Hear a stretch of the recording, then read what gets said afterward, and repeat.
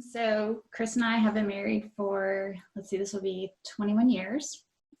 We have 3 teenage boys, Kai, Keegan, and Connor, and we're ready to launch our oldest, Kai, to college this year. So excited for that. But part of my role here at Grace has been running our marriage ministry program, which has included our premarital to our marriage enrichment with Foundations and Reengage, and then our marriage in crises, which also encompasses Reengage as well. And Chris has been my partner in doing all of that for the past, since 2007. So we've been at Grace doing this for a while and have enjoyed it. Feel very blessed and honored to be able to steward that ministry. So, so another part of what I do is to have a master's in marriage and family therapy. So I also see clients and work with couples and individuals revolving around just their wholeness in marriage. And one thing that we wanted to talk about today was communication, because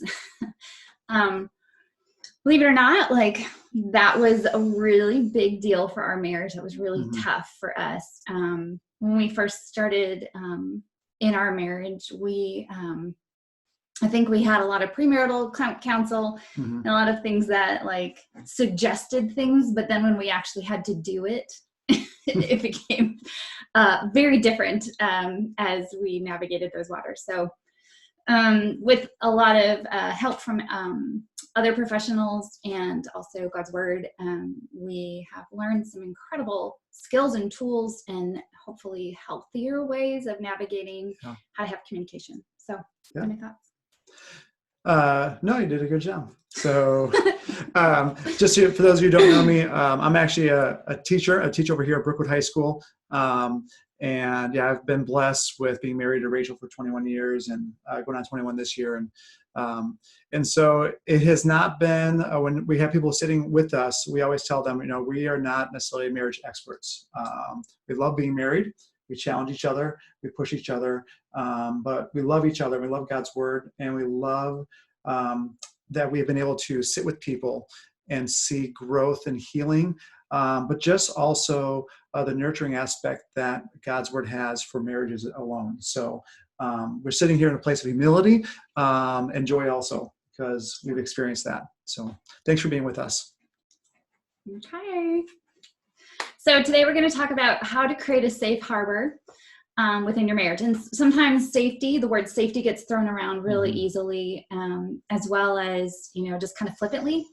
And really in communication, there is learning how to create safety within communication, and especially in conflict. So part of that is learning how to do this for yourself. So I know it'd be really tempting to just sit there and if your spouse is there to elbow them and tell them all the things that they need to work on.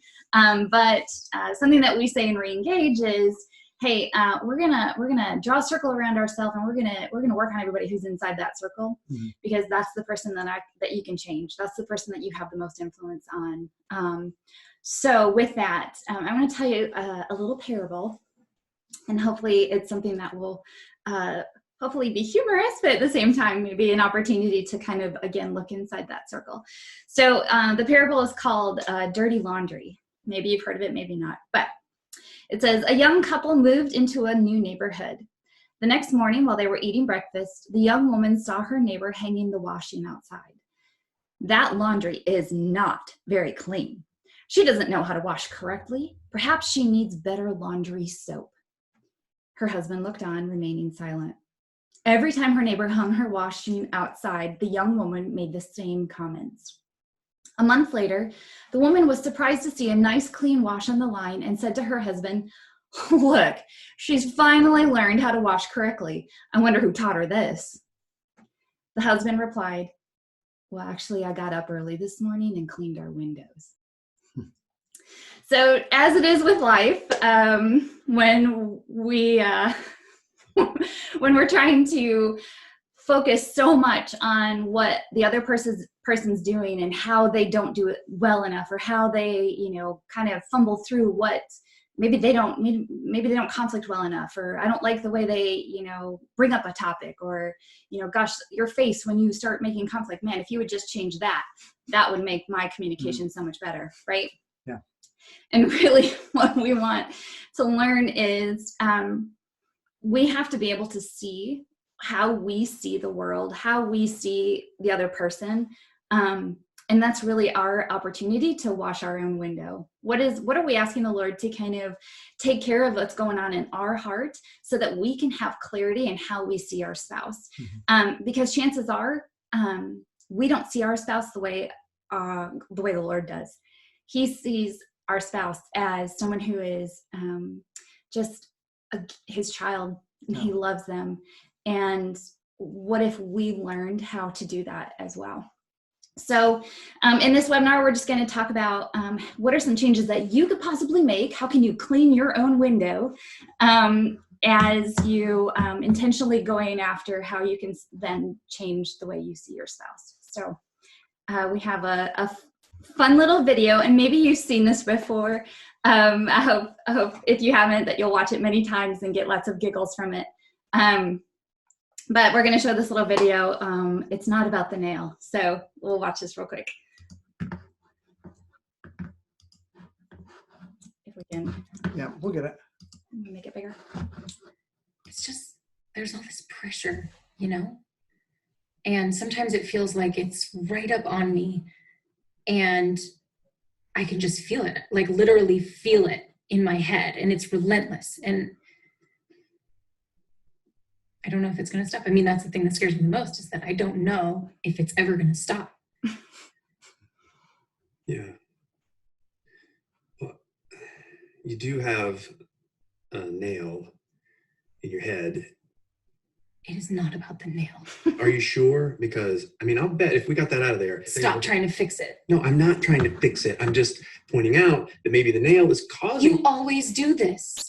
You always try to fix things when what I really need is for you to just listen. See, I don't think that is what you need. I think what you need is to get the nail See, out. you're not even listening now. Okay, fine. I will listen. Fine.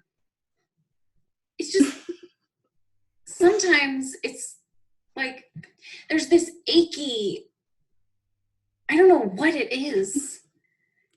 And I'm not sleeping very well at all. And all my sweaters are snagged. All of them. That's the funny part. I think that's funny. That sounds really hard. It is. Thank you.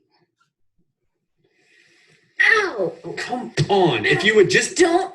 Try to see things my way. Do I have to keep on taking till I can't go on? We can work it out. We can work it out. So, I don't know about you, but how many times have you been in a discussion with your spouse and what you're focused on is the thing that's right in front of you, the thing that you can see very clearly as the spouse, like, oh my gosh, if you would just take care of that, this would just be fine. And we're not at all attuning to the heart of the person or the heart of your spouse. Gosh, it would be so easy if we could just pluck that nail out and then everything would be great. But actually, it's so much more intentional about having discussions about the heart and connecting and really engaging with something that's more important than focusing on the behavior or the thing that you can blatantly see. So Yeah. How many of us actually want to go into fix-it mode immediately? Hi, my name is Chris. That is what I do. Yeah. So. Yeah. All right. So, go ahead. So what we're going to do is we're going to share just a little bit of scripture with you, and then we want to talk you through some communication patterns. So first, let's read this together. James 1:19 says this: "Let every person be quick to hear, slow to speak, and slow to anger." So ultimately, the big goal here, the big idea, is that communication between spouses is in general, the goal is just mutual understanding.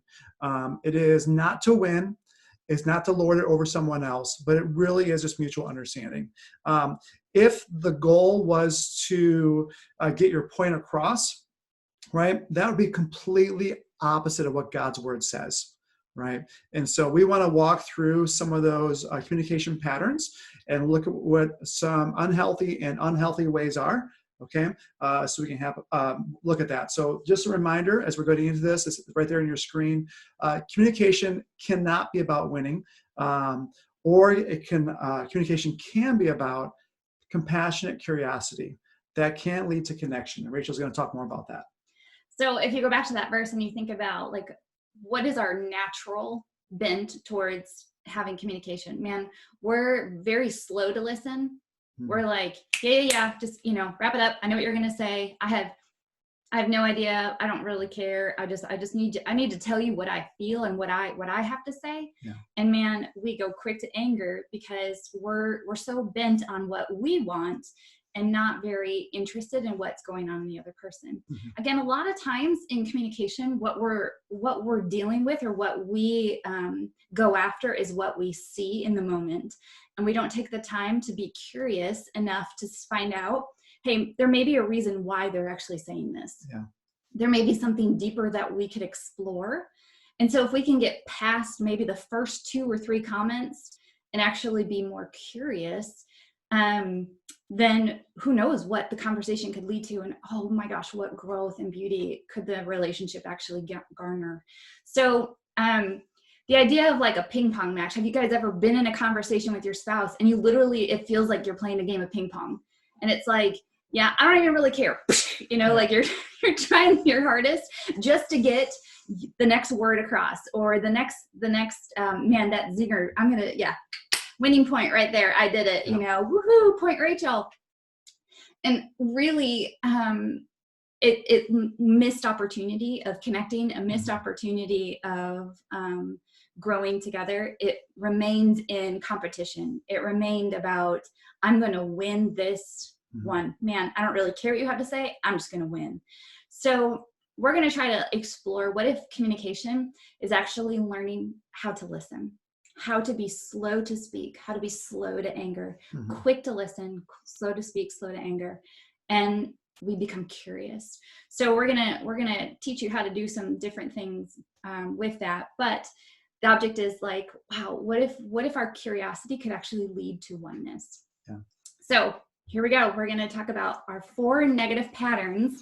And again, this is just a very short list. I know that in stuff that I walk couples through, we go through an extensive list, and this is just kind of a clustering of some particular negative patterns. So we're going to talk about what are some negative patterns that you exhibit or that you bring into your communication patterns.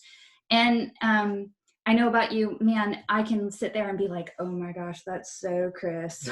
Yeah. You so do that. But what if, again, I want you to keep your elbows in and just say, like, just really kind of start working on yourself and just acknowledging maybe this is some of the places that you could grow in your communication with your spouse and other people too. So this is by no means, just with your spouse. So this is just an opportunity to sit in a place of humility and then bring that before the Lord. So with humility and bring it before the Lord, the first one is withdrawal or avoidance. And this is the one that I'm starting with because this really is my mode of operation. And so what this means essentially is it's an unwillingness to get into or even stick with important or hard discussions. And so it's that passive aggressive nature, that passiveness, like, you know what, I don't like conflict whatsoever. And so I'm going to try and avoid it at all costs. So it could be things that look like, hey, I'm done with this conversation. And I walk out of the room, or, hey, you know what, can we just talk about that later?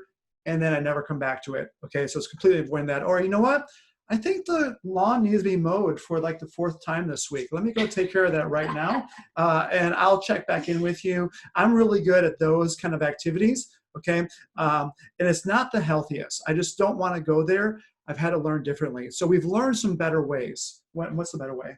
Well, but even with withdrawal, it could also look like your face shutting down. Yeah. So it also, like you're listening, your spouse starts speaking and literally you kind of dissociate and you're thinking about, what's for dinner, because you're not interested. You've shut down the conversation. So just know that, like, hey, if this is your pattern, there's a better way. Yeah, I would even add, and I forgot to mention this, that because I catch myself doing this, I want to pacify even. Like I even want to say, you know what, you're right, I was wrong. Okay, let's do it your way. And in my head, I play that little reel because again, I want to avoid the conflict. So if I think like, you know what, if she's just right, then we can be done, right? I don't have to experience that pain or that tension. So that's just another way that I go into withdrawal or avoiding the conversation. But there is a better way. So the better way is, if you tend to withdraw or avoid, actually seeing the importance of having tough conversations and being willing to stay. So it really is an opportunity for you to kind of grow in the ability to hear things that are tough. Part of this is when you do this, you're showing value to your partner, so much value by saying, not only am I interested in this tough conversation, and yeah, I know I need to hear it, there's probably some things for me to learn, but I also want to value what you have to say, and I want to value who you are as a person. So man, it speaks volumes when that your spouse actually stays in the conversation and is willing to have those tough conversations. But what it also is an opportunity for you to ask, like, what is it about me that it's hard for me to stay in this? Yeah. What is it about that I need to grow up in that, man, this is an opportunity for me to be able to stay in this conversation. I've got to work on that. The other part is, if you're the spouse that has a withdrawer and avoider, this may be an opportunity where you ask honest questions and you say, hey, is there something about how I communicate to you that it doesn't make you feel safe? Or maybe it's tough. Maybe my facial expressions don't really speak safety. And that could be like, there's lots of ways and reasons that you could do that could actually benefit, and an opportunity for you as a spouse of a withdrawer and avoider to actually, for you to kind of grow in that as well. So I had to learn the importance of staying in that conversation and just honor Rachael with that, because by staying there, I was showing her love. And we had to work through that. So the next one is escalation. And this is the tendency to respond in a negative way towards your spouse, whether it be sharp comments, things like that. But typically this is when the conversation continues just to boil over. It gets more hostile, whether it be through name calling or just raising our tone, raising our voice, slamming doors in extreme situations, even worse potentially. This is this way where essentially we just want to one up. Okay, we just want to rise up big, emotionally, physically, potentially, and we just want to get our way, okay, by escalating this scenario. Not always the healthiest. So this could look like, oh man, you're always late. Oh man, like you're so irresponsible. Oh man, like I hate being married to you, right? Really quick to an escalation. I know for me, I go to sarcasm. So my means. No, you don't. My means of escalation looks like sarcasm, and man, that can come out really quick and really sharp. So I have to be aware of that. So a better way, if you find that you're an escalator, just know that the best thing that you could do is learning how to slow down and actually start like understanding what's happening in you. I know that every single person can feel that blood rising, and all of a sudden it's up into their ears and they're ready to just blow. So this is where we would utilize a tool called a timeout. So we have lots of couples that use this tool, as in its effectiveness, it's amazing. When it's done well and when it's done in honor. But this is where you find a safe word. If it's, hey, you know what, timeout's a great word, great. So when the time comes and the discussion gets pretty escalated or pretty heated, you can say to yourself, hey, I need to take a timeout. The catch in this is you don't get to put your spouse on timeout. What? I can't tell you to take a timeout? No, Rachel, you cannot. Go take a timeout. No, you may not do that. Doesn't work well. Probably will escalate even more. So what we want to do is start owning what's happening in us when we feel that rise, feelings and temperament. This is also an opportunity for when you can say things like, man, I really want to honor God in our conversation. And what I'm about to say is not going to do that. Mm-hmm. So I need to own that, and I need to go take a timeout. So we say, take a timeout, and then we tune in. And that's where we kind of look at, hey, what's going on in me? What am I getting so riled up about? What am I feeling? What's getting me so, angry or frustrated or overwhelmed? And then we take care of ourselves in that moment. So maybe it's going for a run, kind of burning off some of that steam. Maybe it's, if it's doing a chore or something, some sort of activity which kind of helps alleviate and gets some of that aggression and frustration out. But then you're really doing that work. And that Psalms 139 talking about, Lord, what's the offensive way in me? And enabling yourself to regulate yourself, take care of yourself, do some breathing, do some meditation, and really allow the Lord to minister to you in that well. Then we tune back in. So we time out, tune in, and then we kind of reconnect. After that. I'll just say that with this tool, a common misnomer is that, we can just call a timeout and then that will solve the issue, which is not the case. That reconnect aspect, it's really up to the person who called the timeout to make sure they circle back around. And so oftentimes we even suggest giving yourself a time frame, like, hey, Rachel, I need to take a timeout. Can we talk about this maybe around 8 o'clock when the boys are down for bed? And we'll come back to this. So sometimes I'll put a time frame on it, or I'll even say, you know what, let's sleep on this tonight. That way I can pray about it, and let's talk about this tomorrow morning over coffee, right? And so it's up to me, if I call the time out, to make sure I'm doing my due diligence and I'm honoring my spouse, and I want to circle back, okay, so that we can reconnect, right? Because she is not my enemy at all. Okay, she is my beautiful bride. She is God's given gift to me. She is a daughter of the King, and I want to honor her with that. And so that's ultimately the goal. So the next one is negative interpretation. So this is when you believe that the motive of your spouse is more negative than what really is the case. I know for me personally, I have to work on this one a lot, especially with Chris, because part of what our dance looks like is Chris doesn't necessarily tell me everything that he's doing. So he might be doing an activity, and in his mind, he's thinking I'm being really super helpful. And in my mind, I'm like, oh my gosh, he doesn't think I'm enough. So just understanding that our negative interpretation is usually tied to a wound or a hurt that's happened to us in the past. And it just gets triggered when our spouse kind of does an activity or a behavior that maybe lines up with that particular wound. So just understanding, like, our opportunity in that is to really own that. Because chances are our spouse is really not looking to find ways of hurting us. Chances are.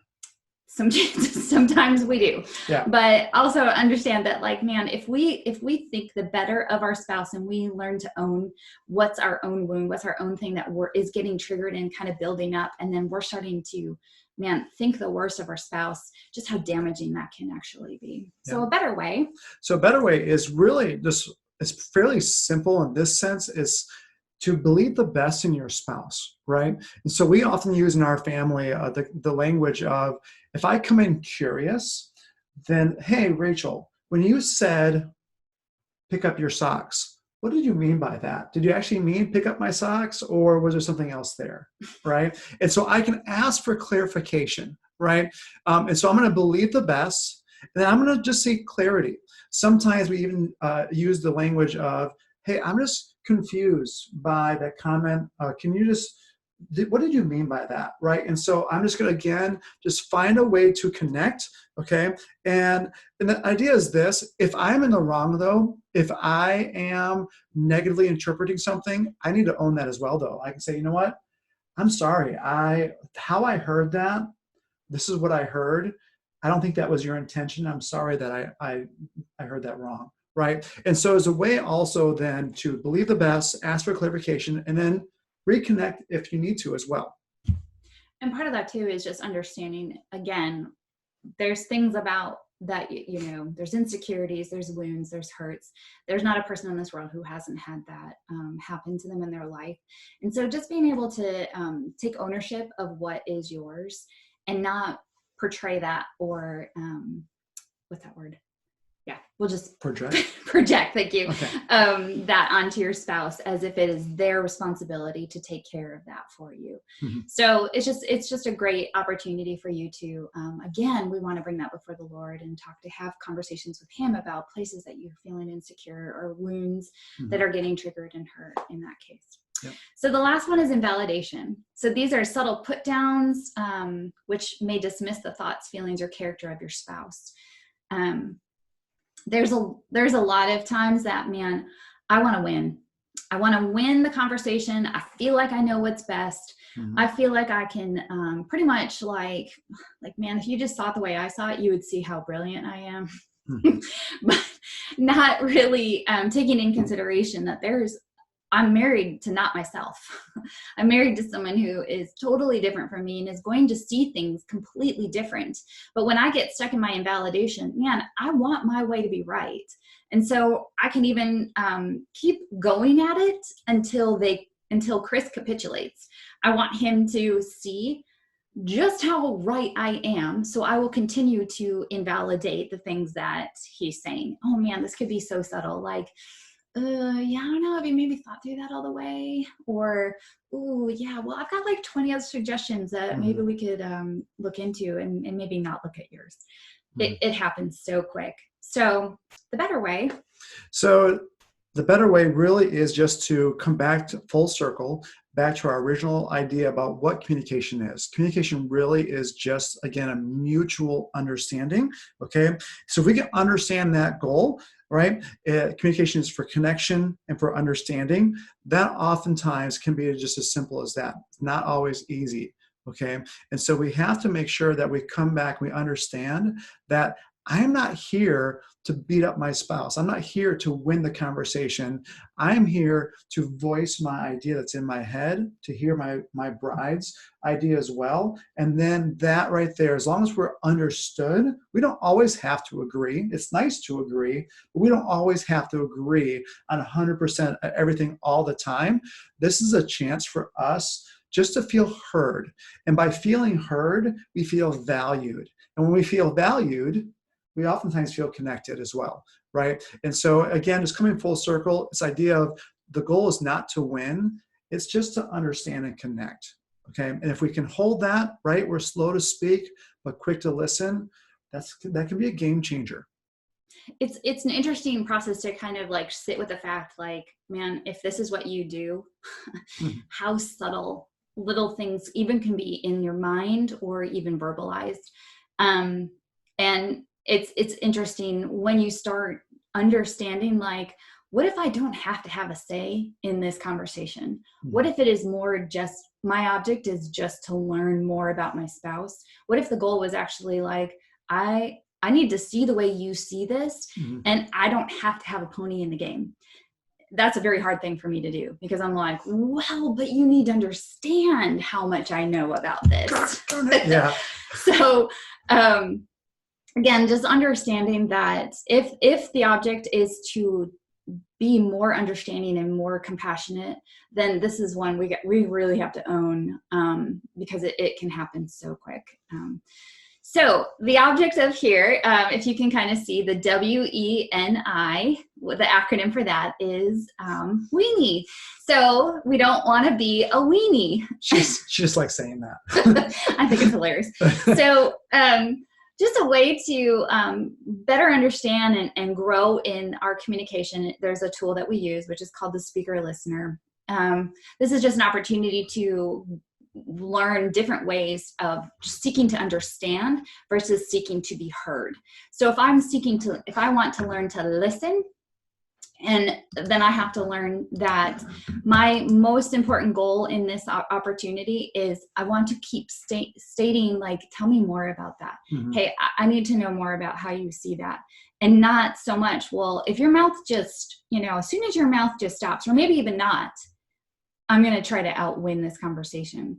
So speaker listener, again, it's a tool, but it's learning how to take turns and take roles in communication. So I have a fun little video. It's from Modern Family, but I thought it was just a great way of just understanding just how quick we all fall into these kind of patterns. So, so we'll watch this video. Just 1 second, and Keep getting bangs. Ooh, you totally should. You would be so cute with bangs. You have the face for it. I don't. Oh, there's my better half. Kim, would you mind?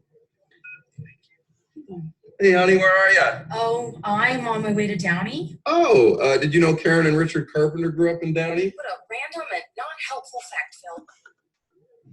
I'm sorry. I'm having kind of a rough day. Yeah, I'm kind of having a rough day myself. Look, Phil, I need you to take care of dinner for me. What's wrong? Oh, Alex ripped Haley's favorite sweater, and now I'm driving around from store to store trying to find the exact same one before Haley finds out. Don't do that. Just explain to her what happened. Haley's not going to understand. Sure she will. No, Phil, you don't understand. I'm trying to avoid this turning into a whole big thing. And just get her something close. She'll never know the difference. Phil, could you just take care of dinner, sweetie? That's all I'm asking. That's it. I'm just saying there's a simpler way to do this. There is no simpler way. Just make dinner. Thank you. Hello?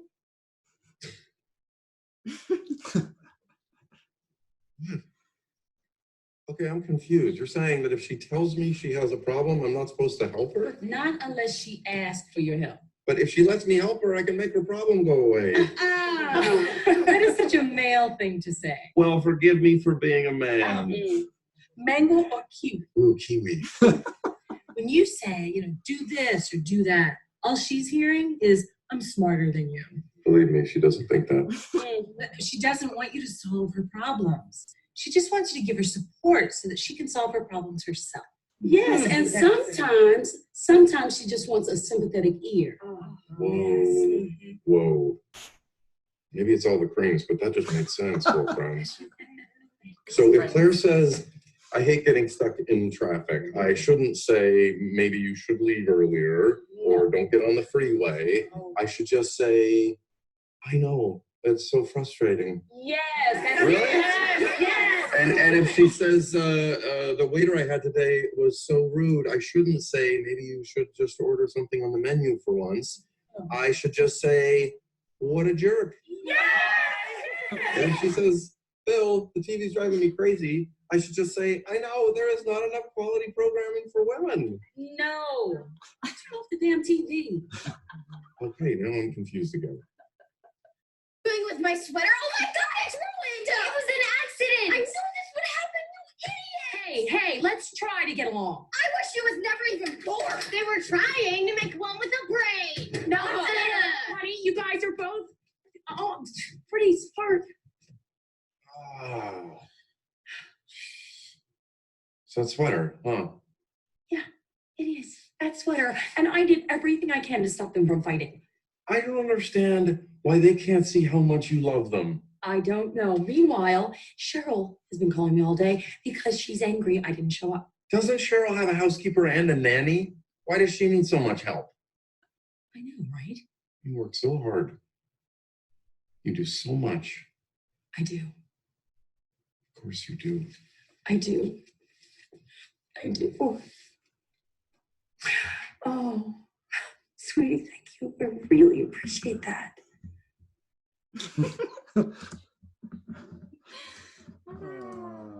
That's funny. Oops. Give me 1 second. So, I think that. Oh, no. Listening is a skill, Oh, no. but many of us do it poorly. And if we can learn to do it better, So there's lots of videos you can watch on listening. Sorry about that. Obviously. So, do you know how to get back to that? Yeah. Okay. So, what we want to talk through is, I mean, I hope that that's just a funny way of seeing through it, but really, his object was like, well, hey, let me, if I just finish her sentences, or if I try to help her, solve her problem, then I'm being a real man. Well, obviously, this could go either way, but just understanding how quick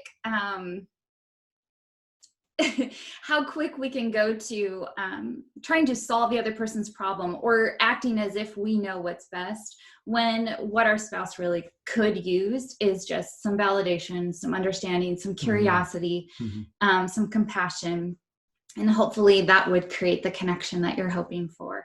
So I hope you, watch some videos on that. So we're going to skip that one. Yeah, Marcus, Okay. There you go. So what kind of fruit do you bear in your communication style? So we're just going to look at some verses that you can look up as ways of understanding what does good communication look like. And so when we're working on ourselves and we're doing the work that we need to do, and we're spending the time with the Lord, and the fruit of that will come, and it will bless your marriage. So looking at some of the verses there. Yeah, so in Galatians 5:22-23, it says this: love, joy, peace, forbearance, kindness, goodness, faithfulness, gentleness, and self-control. Right? And how impactful is that if we bring all of that into our conversation? Like if we just sit with that can be pretty overwhelming. Okay. But we have the Holy Spirit. We can do this. 2 Timothy also says this: and the Lord's servant must not be quarrelsome, but must be kind to everyone, able to teach, not resentful. And then it goes on to say, even in Mark 20, love the Lord your God with all your heart, and with all your soul, and with all your mind, and with all your strength. The second is this. So he's talking about the great commandments. The second is love your neighbor as yourself. No other commandment is greater than these, right? And so who is our closest neighbor, right? Usually our closest neighbor, for those of us who have spouses, it is your spouse, right? And so if we go in with these scripture, with the fruit of the Spirit, right, into our communication, into our conversations, right? Again, we just come back to the goal here is to love God's son or God's daughter, right?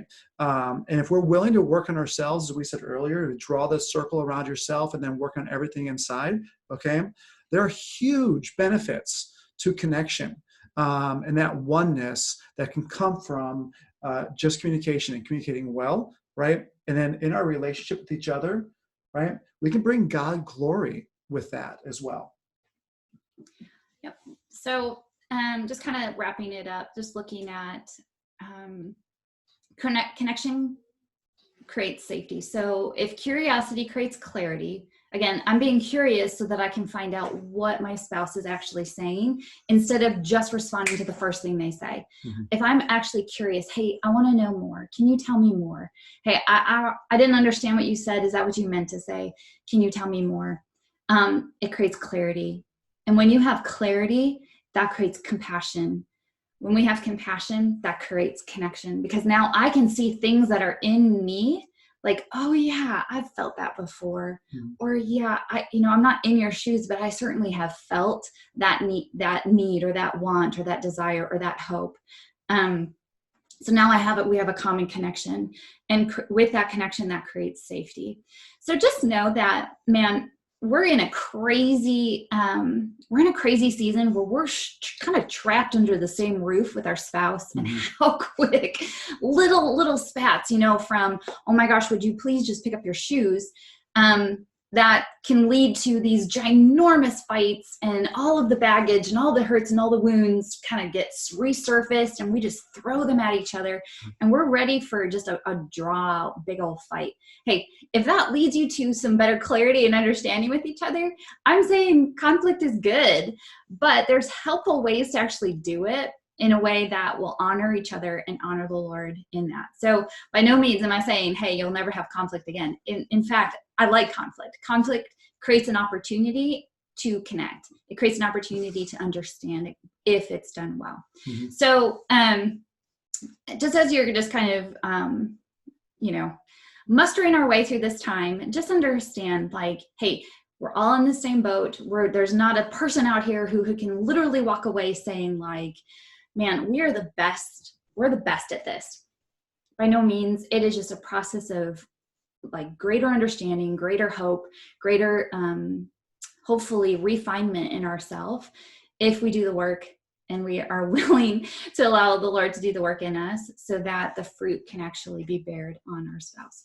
So that's kind of our what we're looking at. I wanted to leave you with some resources before that, but just know that, again, as we're looking, if we go back to the window analogy, if we're allowing our window to be cleaned, if we're allowing the opportunity to step into those tough conversations, the humility to clean it and the bravery to do it, we want to listen and maybe learn some better ways. So we have some questions. I would love to answer some of your questions. If you have any, feel free to put them in the chat box, but I also want to give you some resources as well. So Kyle, you had said, any tips for dealing with conflict in front of your children? Because we almost always, yes, kids are around us all the time, right? And you can't put them in a room just so you can have a conflict. Yeah. And we have 3 teenage boys who are in the house, and we learned really early on, littles, 2 years old, and even younger, they can sense sometimes the tension already, right? And so their demeanor will physically change. And then they'll even repeat back things because they listen all the time as well. So all of a sudden that they become and they learn new patterns as well. So yeah, that's a great question. I have some ideas, but what do you let the counselor go first? Then I'll chime in. I think it's okay for kids to see conflict because they also need to see you learn how to resolve. Probably the greatest gift you can give your child is to see that conflict does happen in marriage, but also so does reconnection and repair. John Gottman talks all the time about the greatest indicator of marriage success is actually couples that repair. So if you can find a way, if it can stay in like a heated argument, which is okay, but if you find yourself being dysregulated, you're starting to feel that tension and you're about to say something that you don't want to say, that's just a great opportunity to take a time out, do a little tune in, find out what's going on in you, and then give yourself the opportunity to reconvene, but then also show your kids like, hey, we're okay. Mom and dad are okay. We're going to reconnect. We're going to hug. We're going to touch after they see the fight or after they see the conflict. But just know too, like, man, you can't always put things on pause just because kids are there. But can you find a way to regulate yourself in the moment? Yeah. That's a growing opportunity for sure.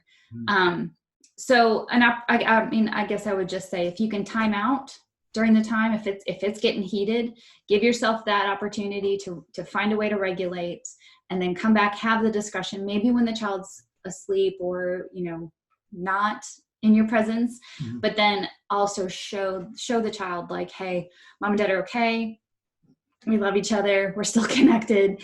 And it's okay for mom and dad to have fights too, because what you do with each other will actually is a great opportunity for them to find out how to healthy conflict with you as well.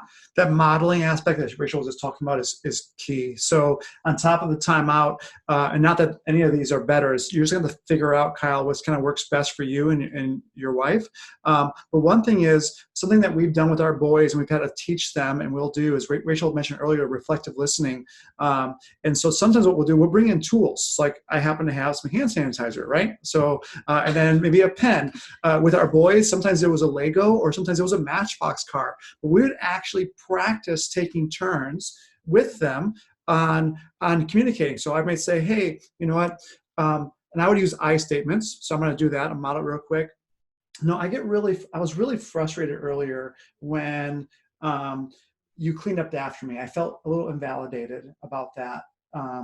And so I just wanted to talk with you about that.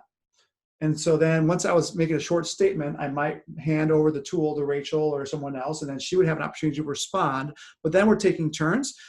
I'm not going to belittle my spouse at all and do that. But if we can just practice even in front of our kids taking turns, you don't have to have a tool in your hands, right? But you can say, hey, I felt this earlier and I was a little upset by that, right? And then you allow each other to respond. So you're seeking communication, you're seeking mutual understanding as well. And you play that conversation out, watching your tone, calm, cool, collected manner, right? Getting back to what we were doing earlier, and you stay in that conversation. That's just a great way of just modeling that. So part of that too is like kids can become highly dysregulated when we're dysregulated. So I know that a lot of couples, when they start fighting, the kids are just like sucking that up.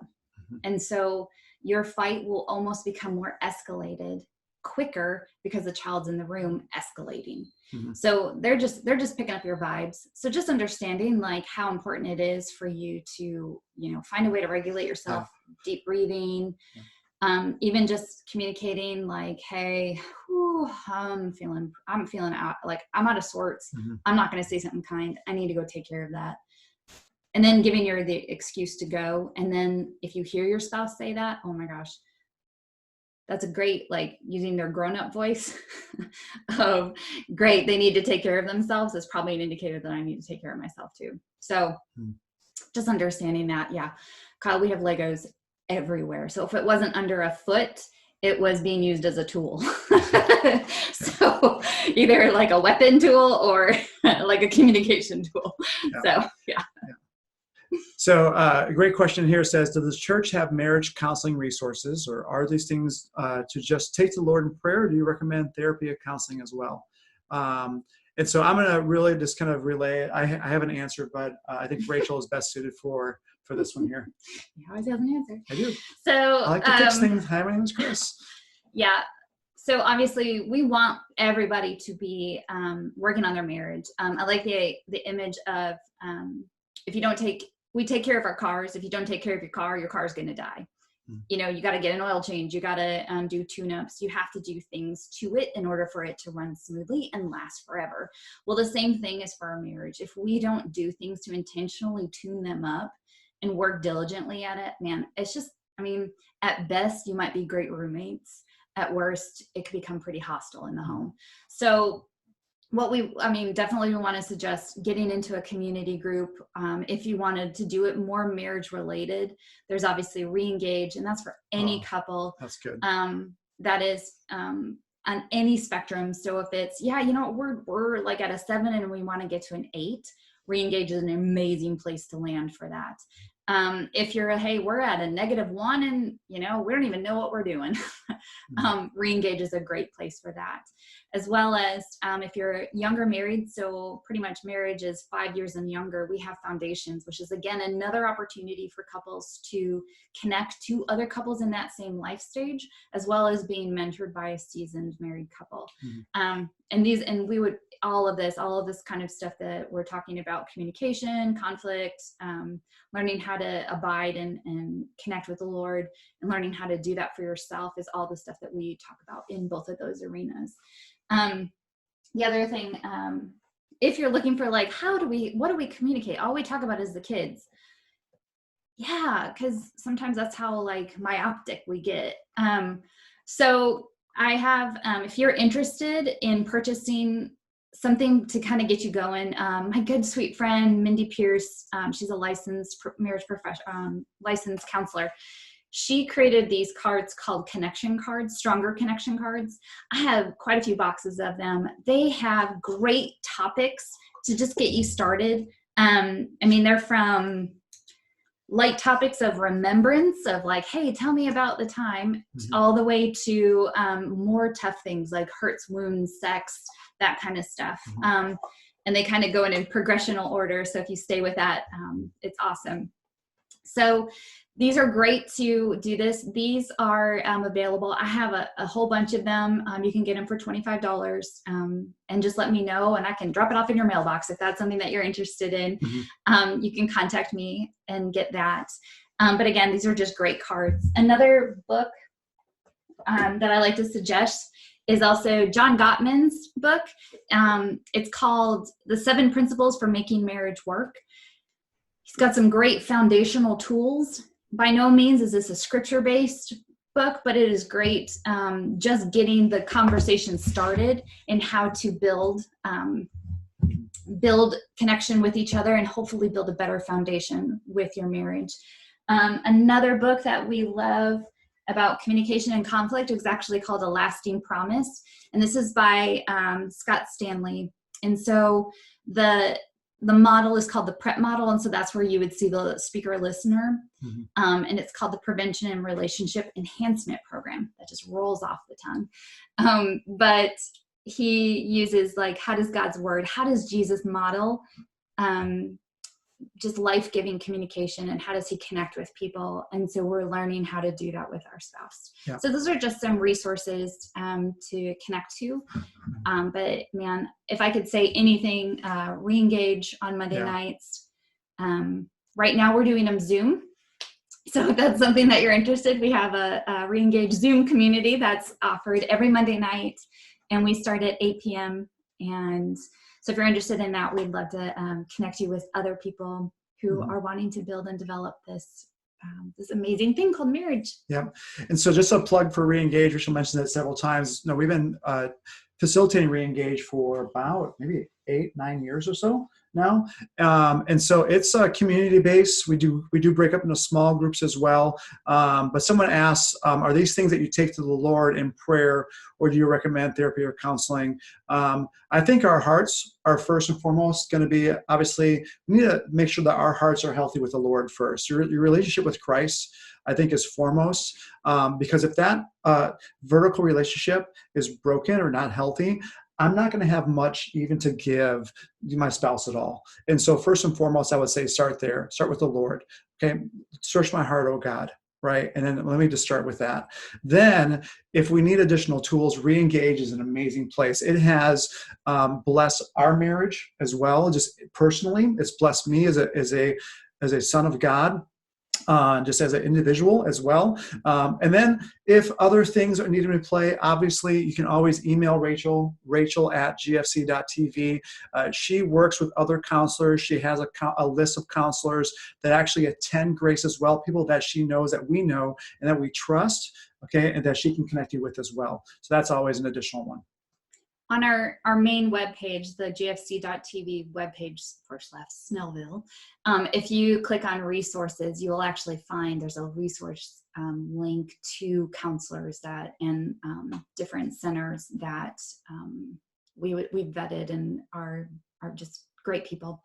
Mm-hmm. So if you want Christian counseling, these are some opportunity. And at least it's just a starting point to get you connected to other people as well. So any other questions? Pray us out. All right, Lord, let's do this. So Father, thank you. Thank you that first and foremost, you want to clean our windows. We're the ones that choose to put things in our way. So Father, I just ask for the humility to allow you to clean the things that you want to clean up, that you desire to have wholeness in me so that I can love Chris well. Lord, I pray for this community. I pray that this would just be blessing. However, it blesses them, that they would find new ways of hopefully engaging with you, but then hopefully new ways of engaging with their spouse. Lord, I do pray that just during this time of shelter in place, Lord, that you would actually create amazing and beautiful representations of safe harbors in our home, or that you would reconcile the places that are hurt, have been wounded, that you would come in and do what you do, Lord, and you would redeem and reconcile the marriages and homes and families that only the way you can do it. So Father, I just ask that you would be with us, keep us safe, help us to be safe people, Lord, and just know that we love you. You love us so much more. So be intimate with us, be close to us, be near us. We love you.